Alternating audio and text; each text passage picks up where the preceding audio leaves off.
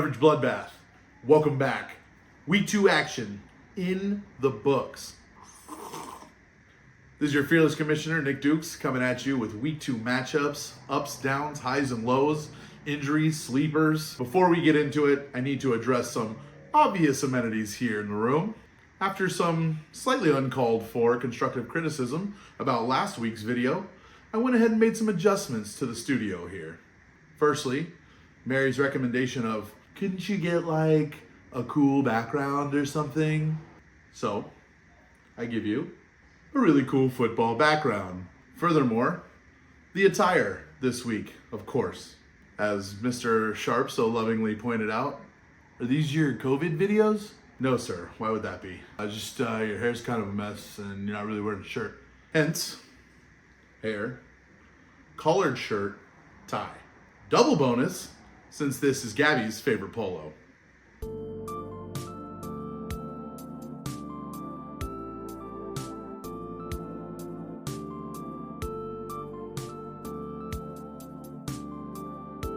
I understand that last week's video was a touch long, so I've made some adjustments to speed up, jump right into the action. I'd like to begin with injuries that were detrimental to people's lineups. Guys like Christian McCaffrey, still out. Raheem Mostert, out. Jordan Love, out for a second week. Kenneth Walker III, a scratch in the Seattle game. And a last minute announcement, no A.J. Brown going into Monday Night Football. This is the worst.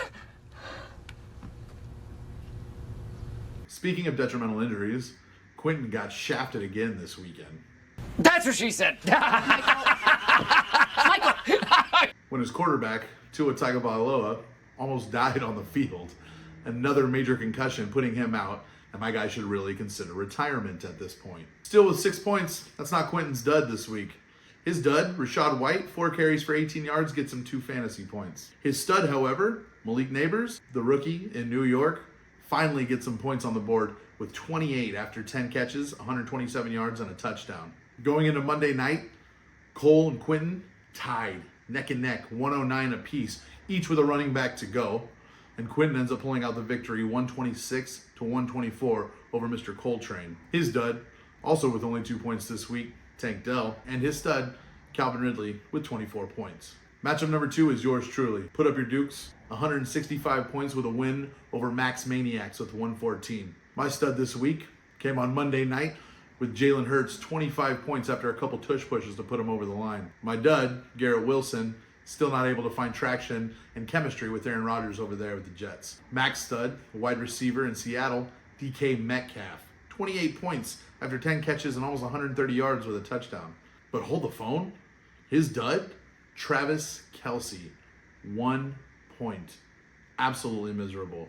2 weeks in, he scored a total of 5 fantasy points. I wonder if it has anything to do with off-field distractions.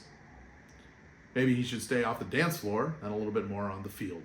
Matchup number 3, I have to give honorable mention because Mary finally put on her big girl boots this week and scored 123 points. While her stud, another rookie, Marvin Harrison Jr., finally has a huge game with Kyler Murray. 4 catches for 130 yards and 2 touchdowns.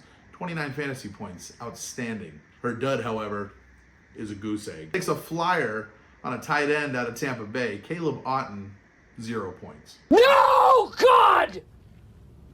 No, God, please, no! She loses to Coveside Crushers, who gets his second win on the season. Mr. Tyler Warden himself. His star player, Devon Achane, in Miami, ends up getting a hell of a lot of usage after Tua almost died. His dud, however, is the artist formerly known as DeAndre Hopkins. For those of you that have played fantasy football in the past, are familiar with his work. This week, however, only 1 point. Matchup number 4 is another landslide victory. I got to give it up to my guy on Graveyard, the Gritty himself. Chris Krantz knows this game. His stud this week, none other than Alvin Kamara. 43 fantasy points after he finds the end zone 4 times. Through the air, on the ground, the guy is killing it. However, his dud is the tight end in Detroit, Sam Laporta. He probably spent some huge stake on that draft pick. Had to take him in the top 4 or 5 rounds. And the guy has also combined, similar to Travis Kelce, somewhere around 5 or 6 points this season. He still sneaks out the win over sharpshooters. Shooter! Shooter! Oh, shit. 145 to 100 the final. Ryan takes his second loss this season. His star, George Kittle, finding extra time after Deebo Samuel leaves the game with an injury. He gets 20 fantasy points. But his dud, a Jacksonville wide receiver, Christian Kirk, 1 point once again. Bossman is dealing with some serious injury issues over there and is going to be looking to hit that waiver wire pretty hard.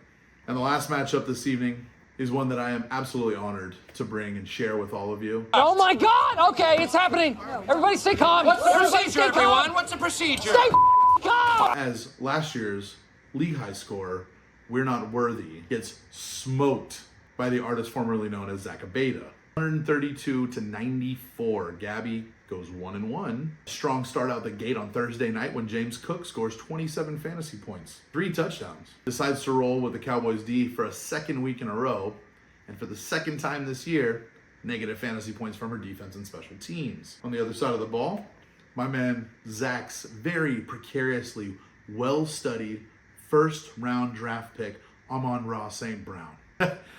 Just kidding.